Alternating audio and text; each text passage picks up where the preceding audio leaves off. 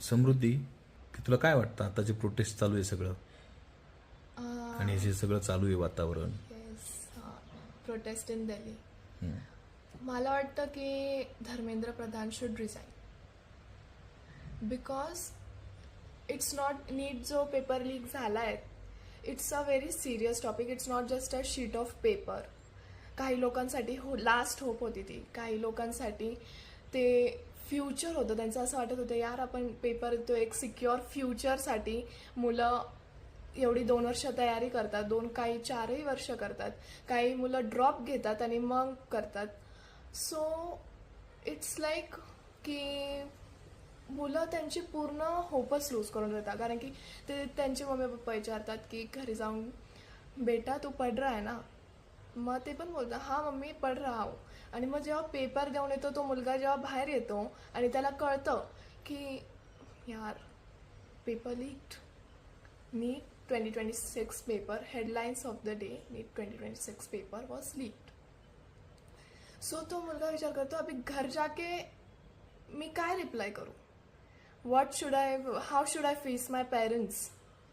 कारण की असं नाही आहे की त्यांचे पेरेंट्सची होप राहते की यार आपला मुलगा करेल वगैरे.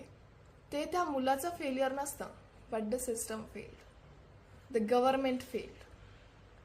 इट्स लाईक की आणि असं नाही. आणि जो पण मुलगा त्याच्याकडे फक्त एक लास्ट ऑप्शन राहतो, सुसाईड. की कारण की तुम्ही जे पण मुलं बघाल ना जे सुसाईड करता, ते आता लो मिडल क्लास फॅमिलीपासून. तुम्ही कोणत्या MP च्या मुलाला किंवा कोणत्याच असं आहे का पॉलिटिशियनच्या मुलाला कधीच असं पाहणार नाही की तो सुसाईड करेल. तो कधीच करणार नाही.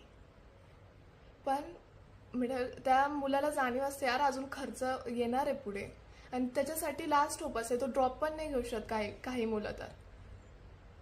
So I think so Dharmendra प्रधानसाठी तो एक शीट ऑफ पेपर असू शकतो, but not for the youth, not for the students.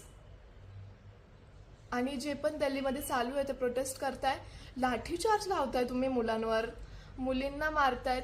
It's not fair. आणि ते पण not a lady constable they are not beating.